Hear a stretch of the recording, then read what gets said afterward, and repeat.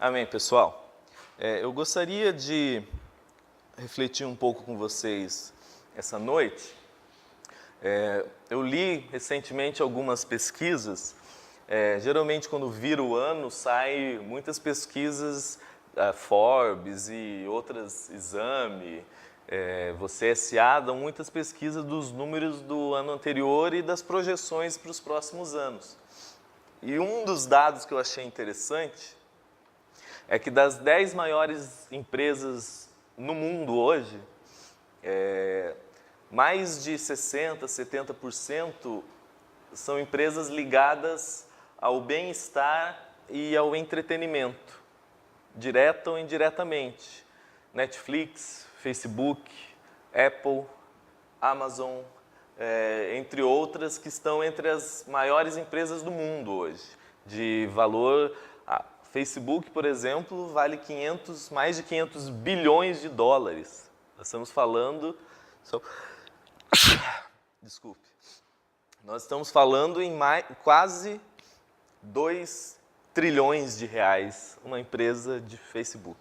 Lógico que envolve muito mais, mas, de maneira geral, mostra que o crescimento e o valor que a indústria do bem-estar e do entretenimento está atingindo hoje no mundo.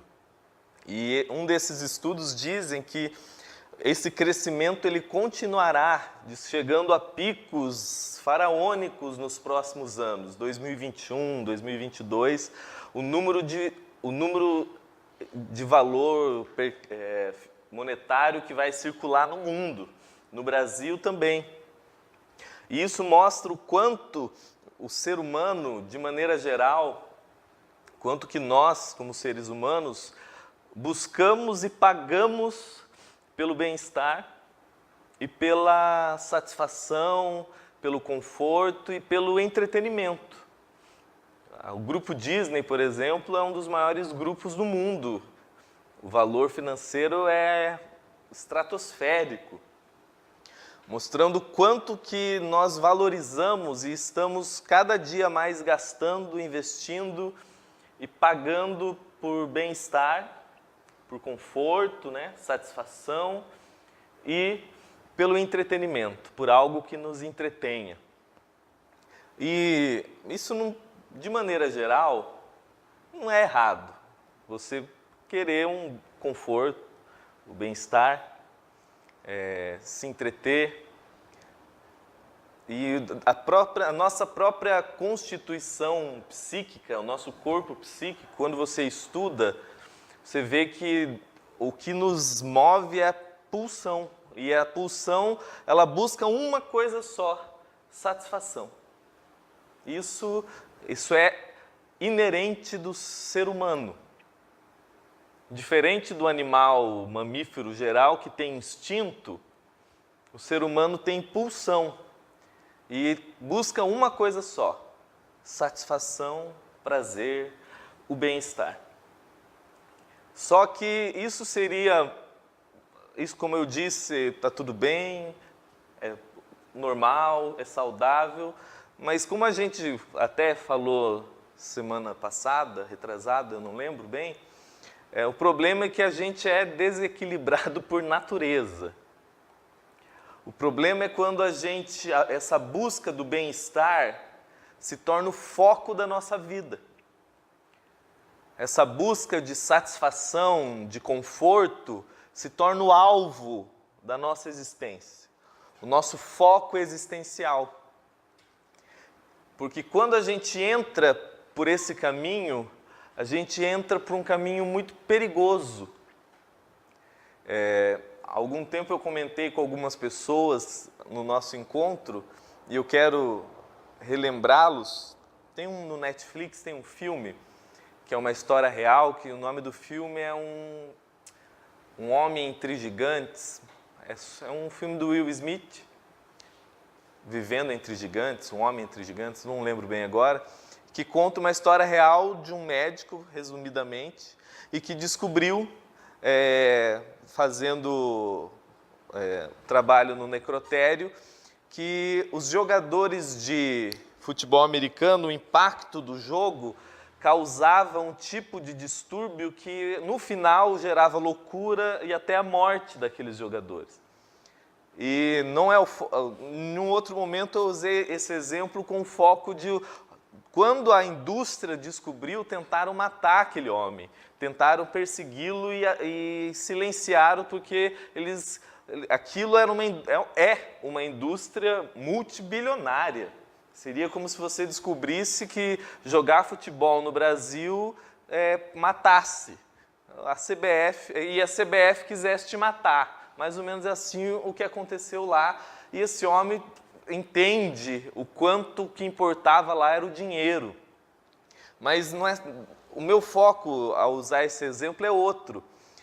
Quando a população foi descobrindo, a população não gostou de descobrir. Aquele homem começou a ser perseguido não somente pela indústria que era afetada, mas porque a população se sentiu incomodada em descobrir a verdade de que aquilo que gerava neles entretenimento e bem-estar matava, podia matar, adoecia, deixava aqueles homens doentes. Então, era incômodo aquela verdade. Era uma verdade incômoda e eles não gostaram. E mais ou menos, a gente só entende a loucura do outro quando a gente se entende. E a mesma constituição humana daqueles homens são a nossa. A gente gosta do bem-estar, a gente gosta do prazer e da satisfação. Só que muitas vezes o caminho para isso nos adoece, pode nos matar, pode nos destruir o nosso ser. E é sobre isso que eu quero refletir um pouquinho com vocês hoje. Sobre o perigo da busca do bem-estar como foco existencial. O perigo da busca da satisfação, do entretenimento, do bem-estar como foco de vida, como objetivo da existência.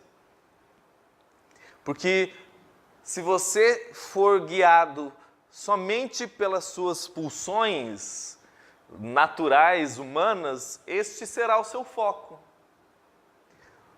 Bem-estar, prazer, satisfação e se entreter.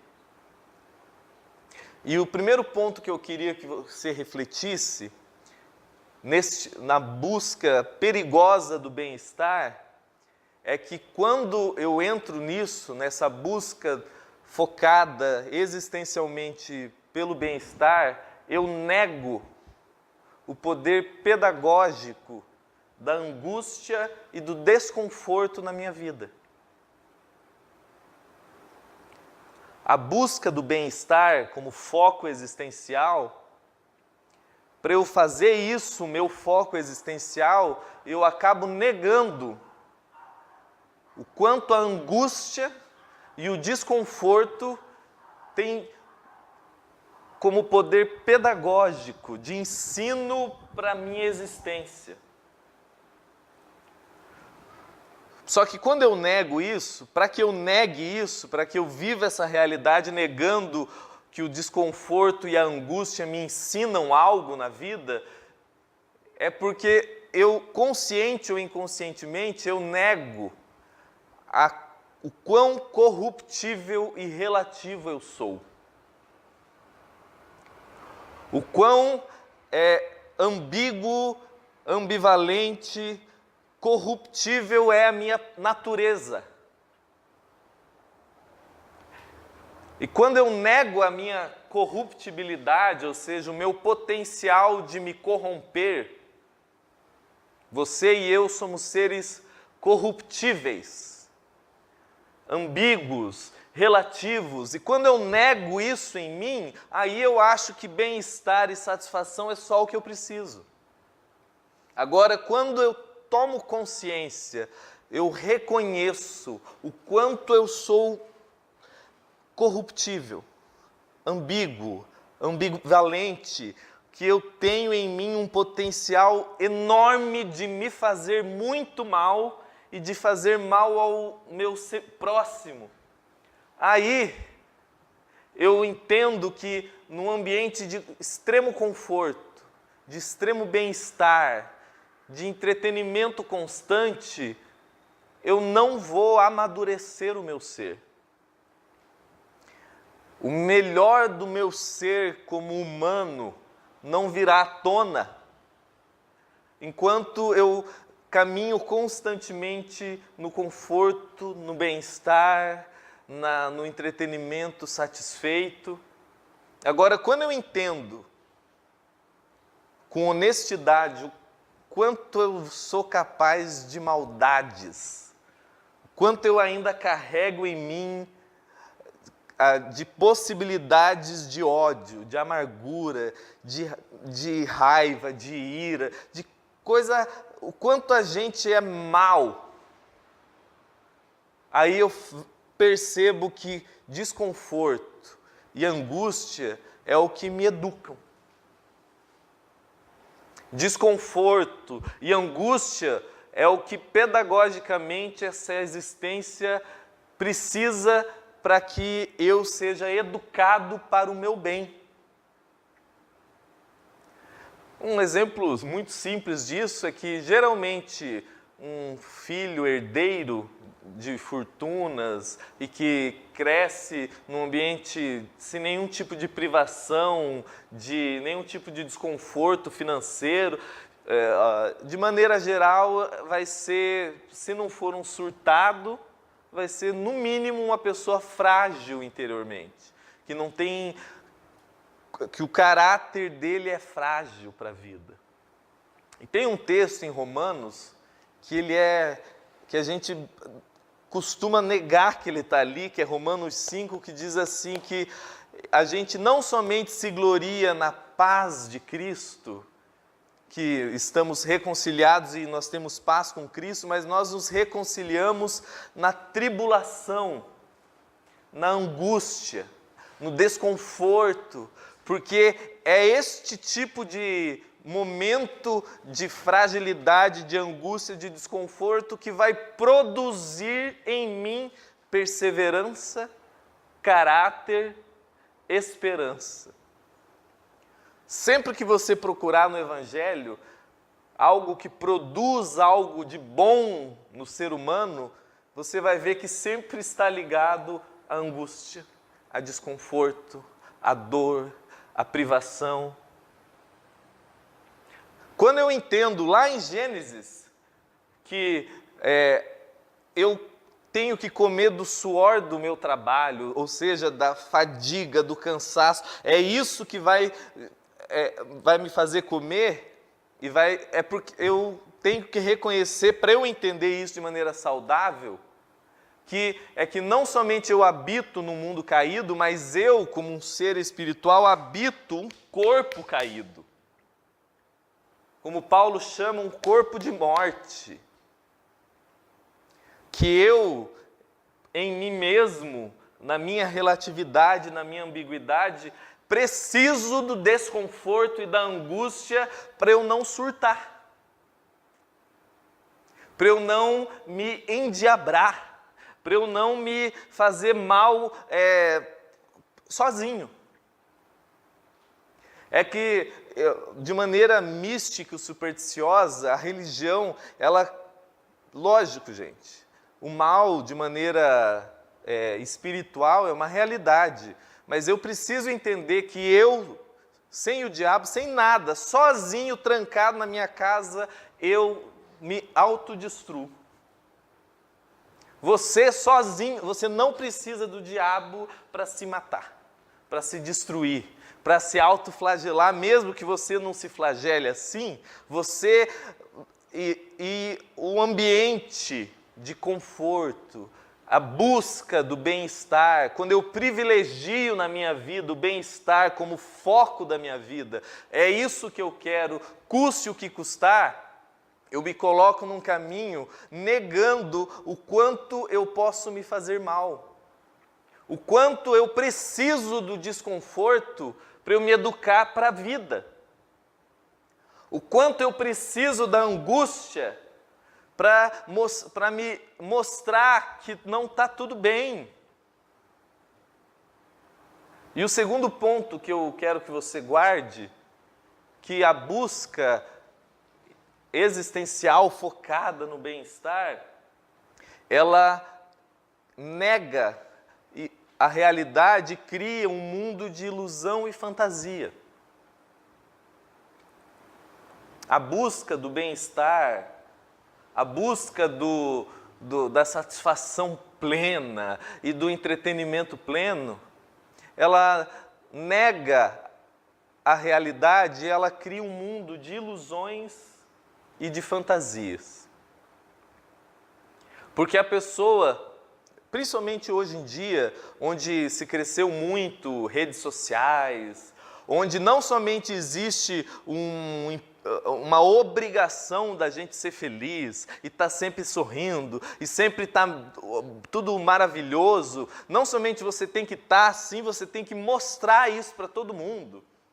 Você tem que estar sempre satisfeito, sempre pleno, e sempre está tudo confortável, e sempre está tudo maravilhoso, e você tem que estar sempre entretido, e a busca por isso, e a mostrar isso para os outros, e sem a gente perceber, a nossa consciência vai se anestesiando.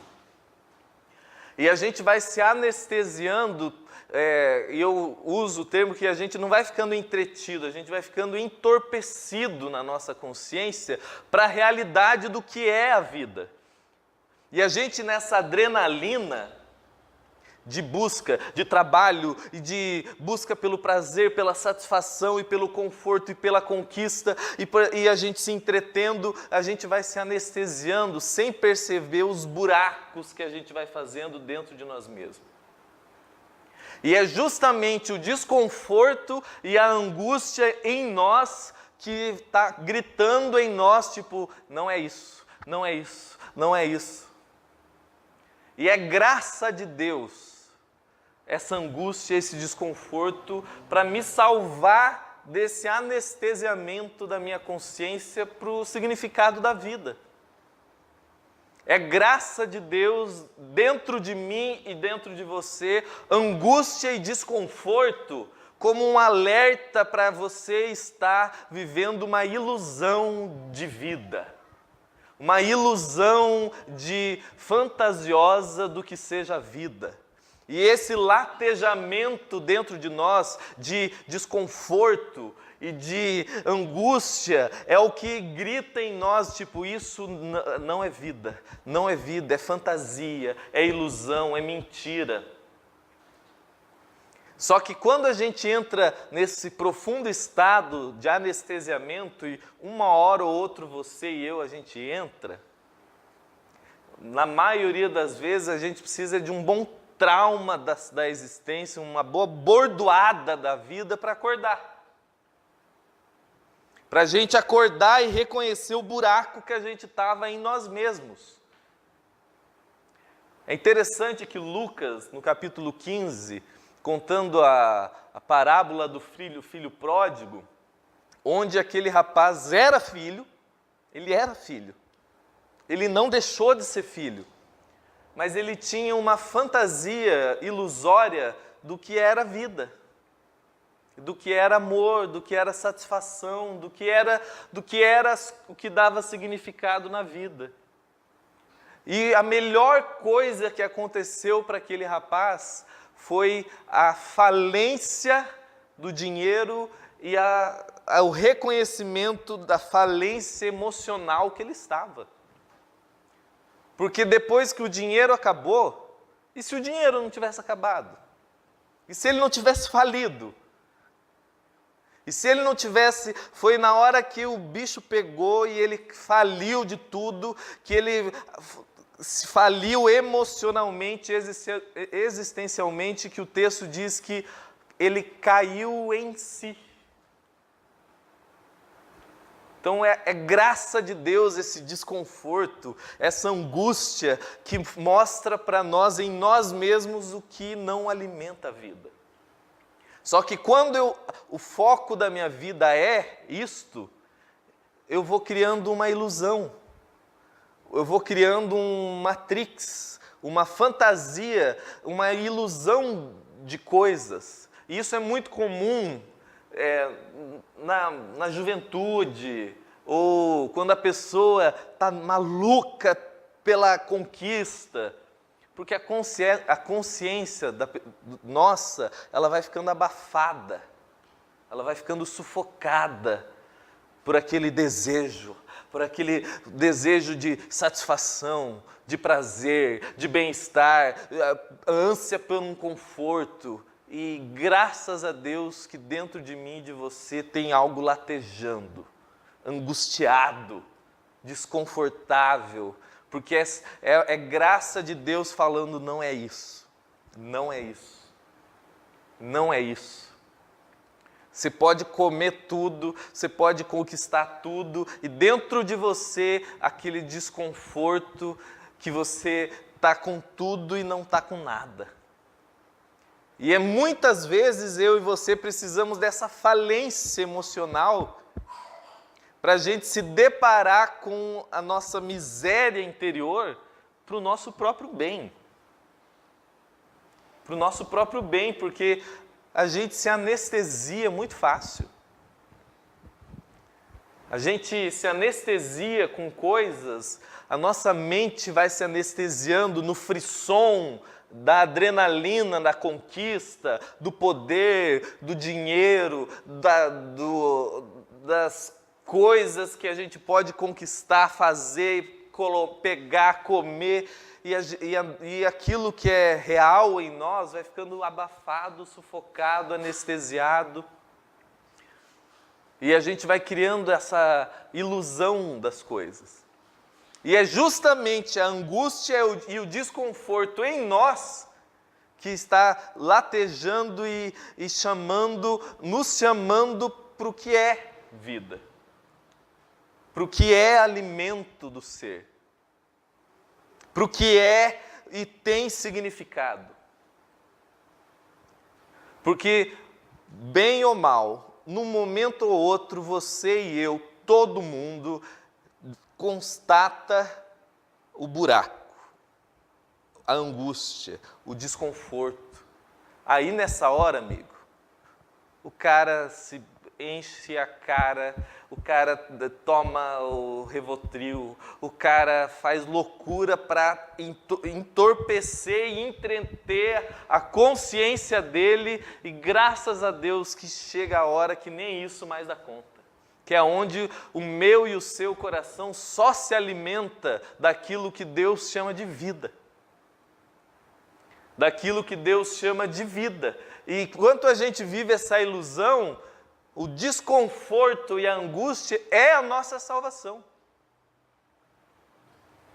É a minha e a sua salvação, esse buraco que fica. Que a adrenalina, o frisson, o marketing multinível, que o cara sai,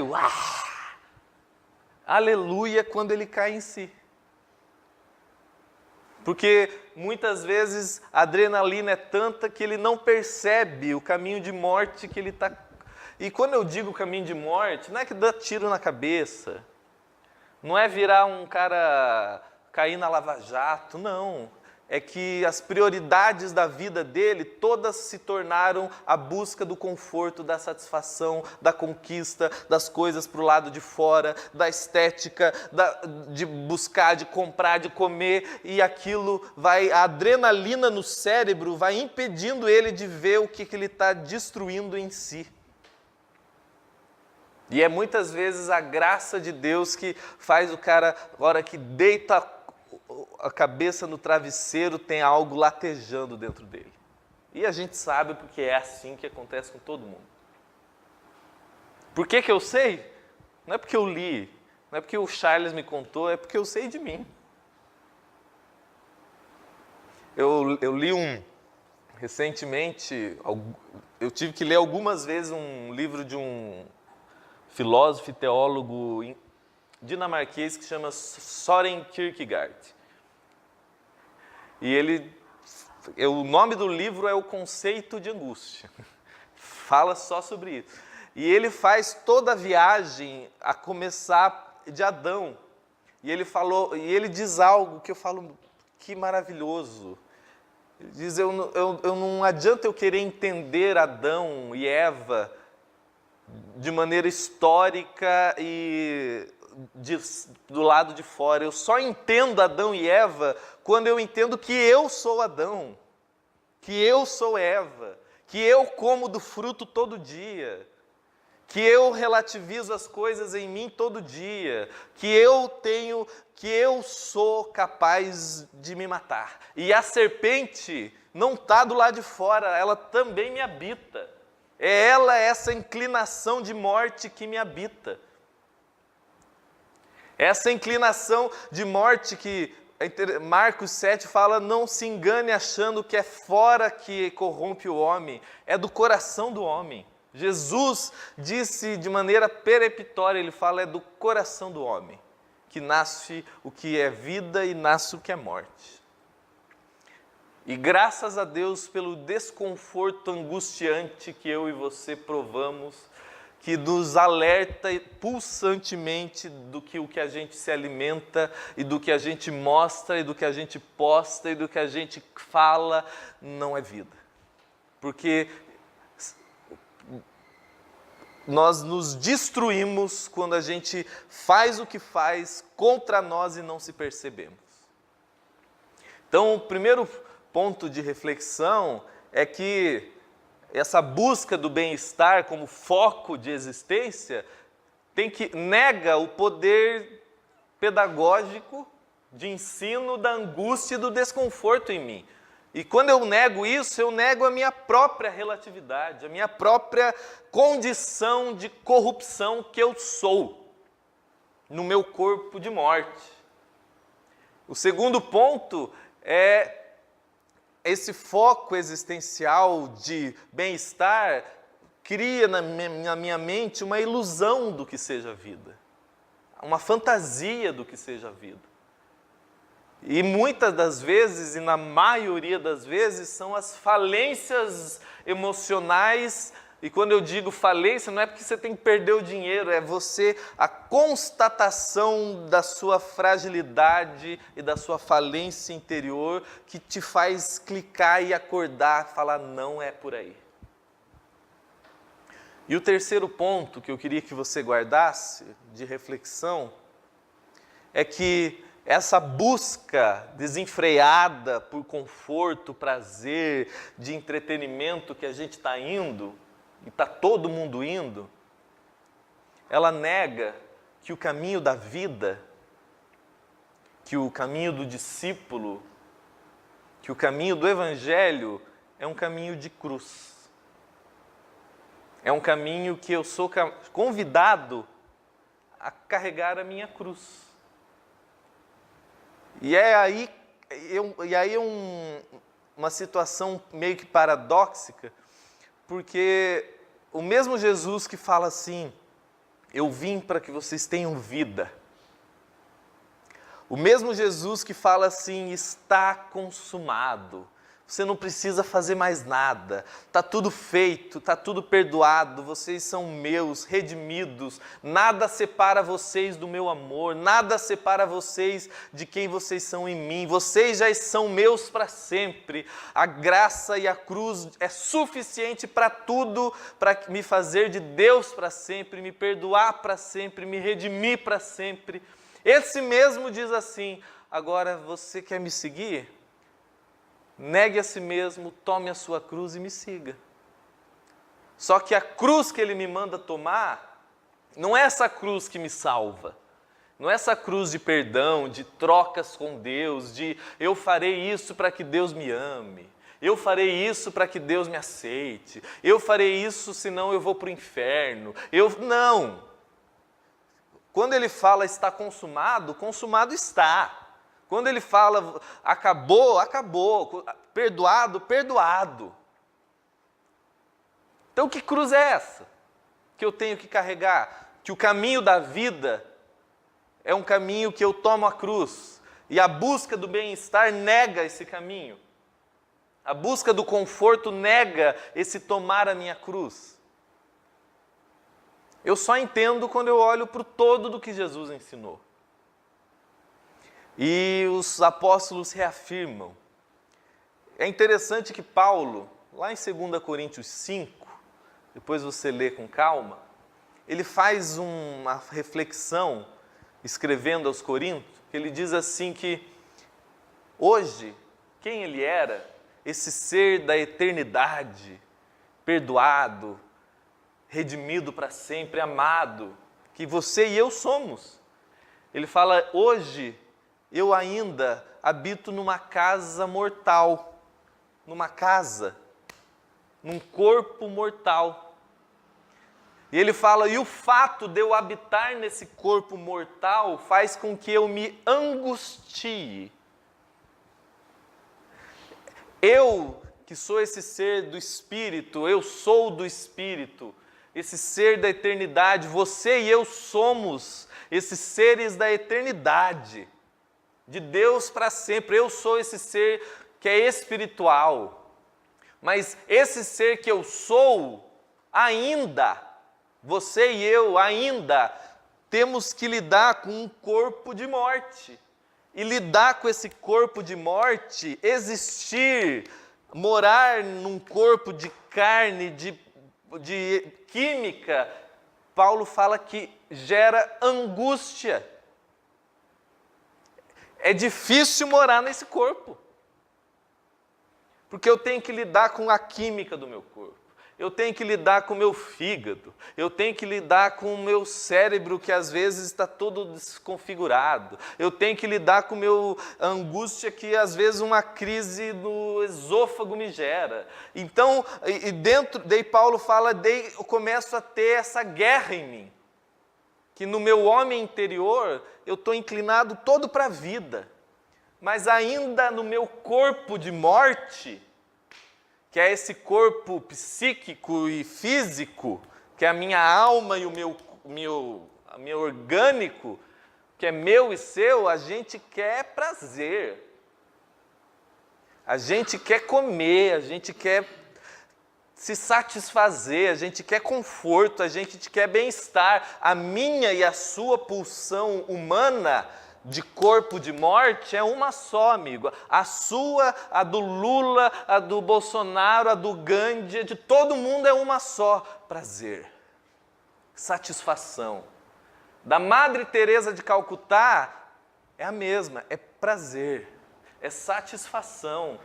E como quem eu sou habita isto, essa síntese gera uma coisa só, angústia.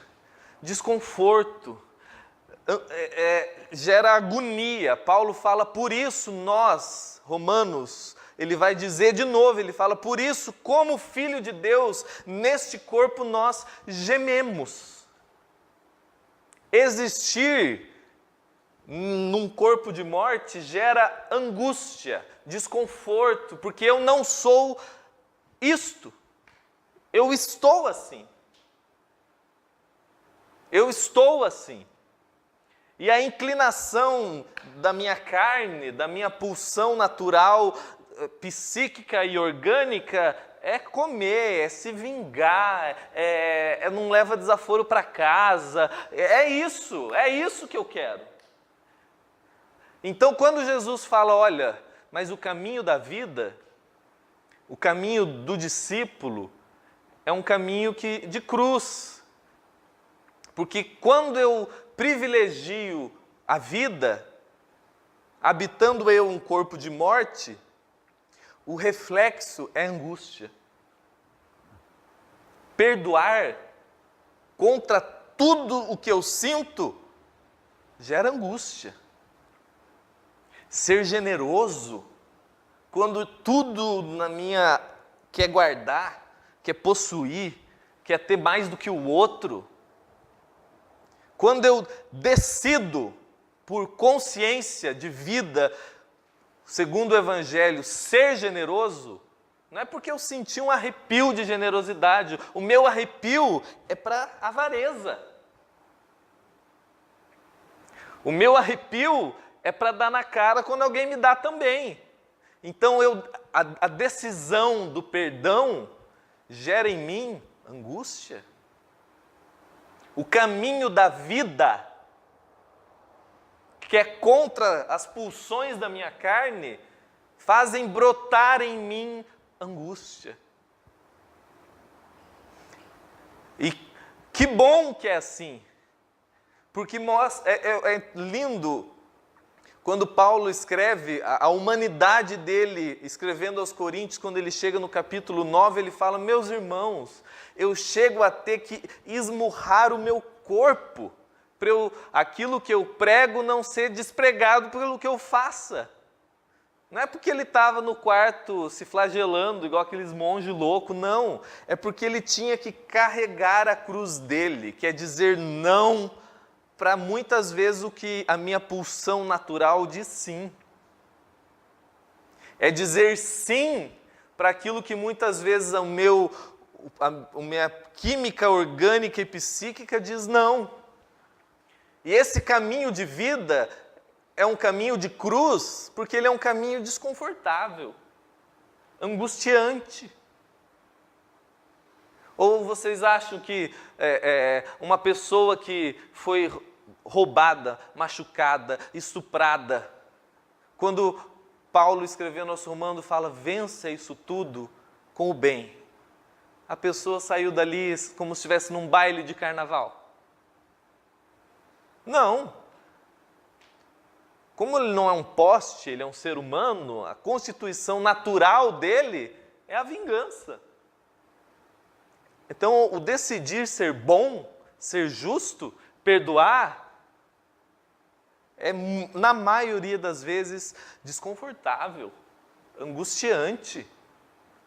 Quando eu entendo isso, eu vejo que a Débora, a Janine, o Papa Francisco e o Fernandinho Beiramar, a natureza é a mesma. A diferença é se eu estou disposto a tomar a minha cruz, muitas vezes negando o meu bem-estar. Porque a sua natureza humana quer sobreviver com prazer e bem-estar. O seu espírito, quem eu sou, quer vida. E vida é uma coisa, sobreviver é outra. E para sobreviver, é só você fazer tudo aquilo que você quer. Para viver eu tenho que estar disposto a não fazer, muitas vezes, o que seja o meu querer. O que seja a minha pulsão natural. A minha pulsão é isso, é prazer, é se entreter. Interessante que Eclesiastes chega ao ponto de dizer que você encontra sabedoria na casa do luto e não da festa. Porque no frisson da festa, ninguém filosofa, a não ser que tome uns manguazinhos dele e vira meio assim. Mas no geral, ninguém se aprofunda na consciência. A pessoa está saudável. Dar risada, dançar, se divertir, mas esse não é o foco e o modo da minha vida. Porque senão eu vou ser um ser raso, medíocre, iludido do que é a vida, e o que vai acontecer em mim é que eu vou me esburacando dentro de mim. Seja alguém refém de tudo aquilo que você deseja, quer comer, beber, dançar, se entreter, prazer, e mostro alguém que está se esburacando e não está percebendo. E talvez quando essa pessoa percebe, ela dá um tiro na cabeça, porque o buraco é tão profundo, que é o que você está vendo aí à torta e à direito. As pessoas estão chegando ao reconhecimento desconfortável e angustiante da fragilidade iludida e fantasiosa da existência. Por isso, a relevância do Evangelho que diz, é isso mesmo, é frágil, é iludido e fantasioso. Isso não é vida. Vida é outra coisa. O caminho da vida, que é o caminho do discípulo, quando Jesus fala, tome a sua cruz, um caminho que é estreito, uma porta que é estreita. Tudo, são sinônimos para dizer uma coisa: essa disposição minha de privilegiar a consciência para o que for vida. E muitas vezes é desconfortável, é angustiante. E há momentos na minha e na sua vida que isso se exacerba, que a gente chama de tentações. Lá em João, no capítulo 4, fala que Jesus ficou no deserto 40 dias. E no momento que ele se viu frágil, com fome, porque aí o que veio como tentação? Conforto, bem-estar, satisfação. Por quê? Porque eu estou falando de Jesus, de Deus encarnado. Imagine você e eu que somos bosta. Que a gente acorda de manhã com os hormônios assim, meio-dia a gente não precisa ir para o deserto. A gente já, no meio da manhã, a gente já come tudo. A gente já fica, a gente é assim, e tem dias que isso é mais intenso.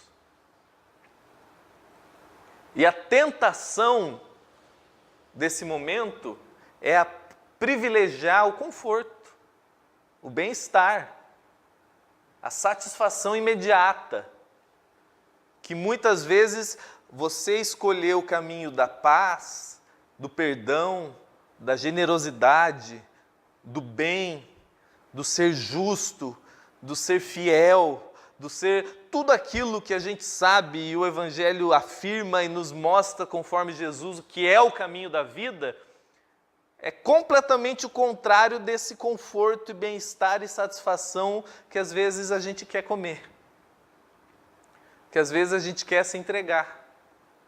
E essa honestidade que eu e você precisamos ter facilita a nossa vida num grau, porque a gente para de se tratar como o cara, a gente só reconhece, como eu disse na semana passada,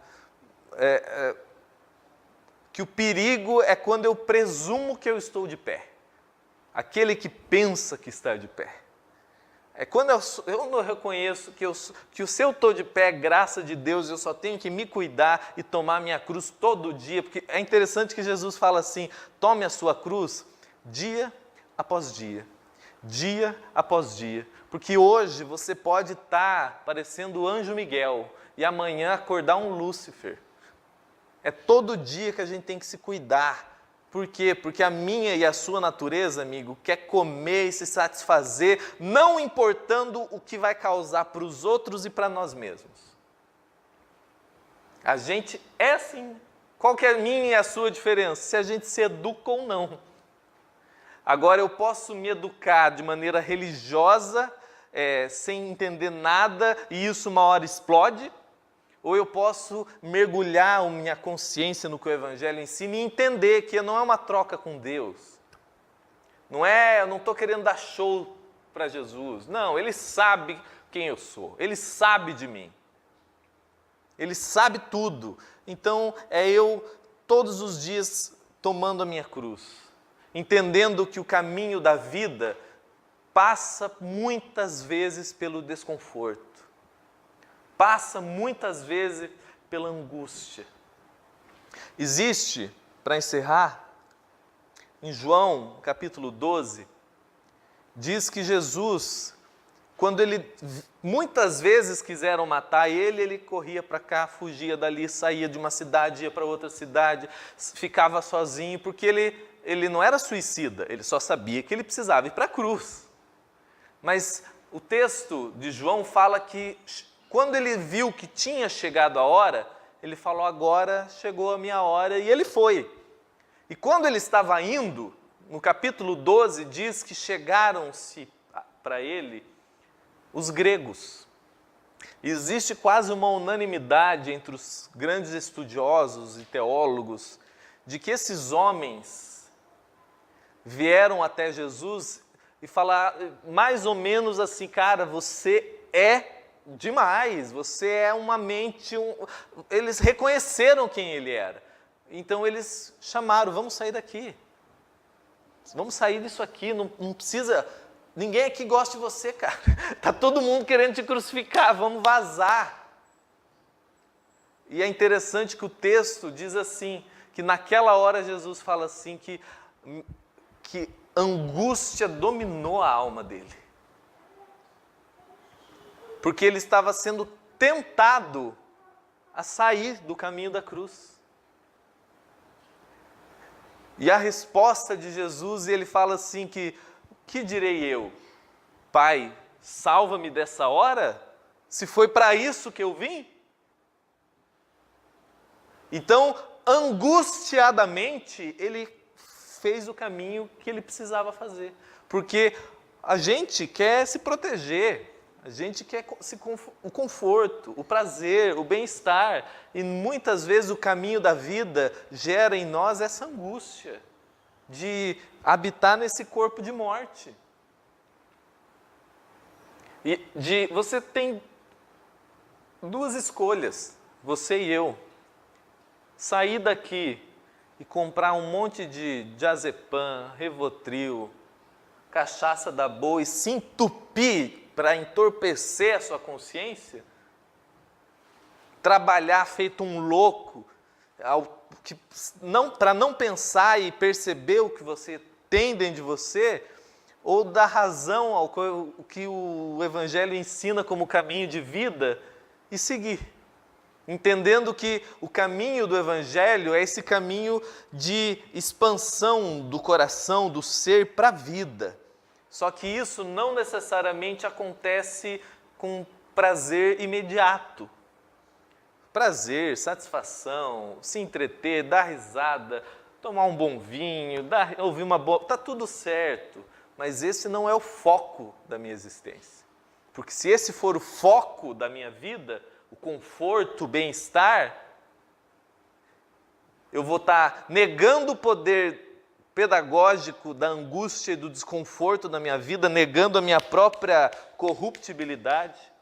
Eu vou estar criando um mundo de ilusão e de fantasia na minha mente, que uma hora ou outra eu vou constatar o buraco do meu ser, e que graças a Deus isso acontece. E eu vou estar negando o caminho da vida, que é o caminho que só acontece quando eu nego a mim mesmo e tomo a minha cruz. Não como uma troca com Deus de autossalvação e autorredenção, não. Mas uma vez salvo e perdoado para sempre, sabendo que eu sou esse ser da eternidade, eu não nego que eu habito ainda um corpo de morte. Que eu ainda habito um corpo e que tem pulsões e que muitas vezes elas podem me matar e me destruir e destruir o meu próximo. E eu negar isso, é eu tomar a minha cruz e gera muitas vezes esse desconforto. Amém, meus irmãos? Ficou alguma dúvida? Deus abençoe vocês. A vida é cara, mas vale nada. Se não leva a fé, a grana e a fama fascinam tanto, dominando até. Poder selvagem devora sempre o que vier,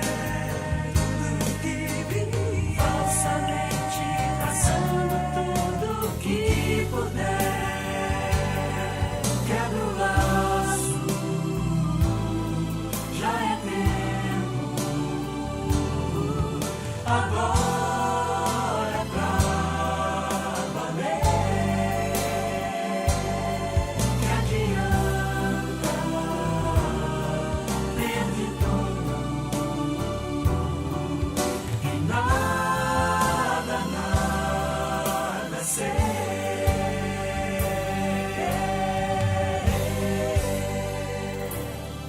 Só um jeito, um só caminho. Cristo é solução, seu forte braço, amigo e pronto, toda proteção. Seguir os passos não é fácil, é provação, mas é sempre a paz do céu no coração.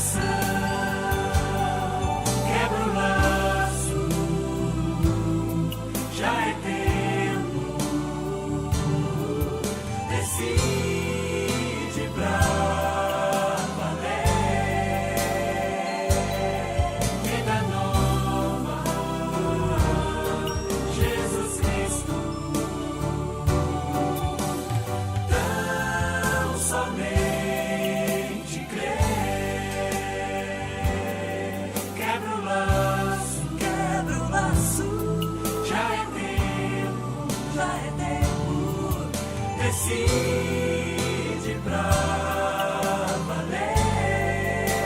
Agora é pra vida nova.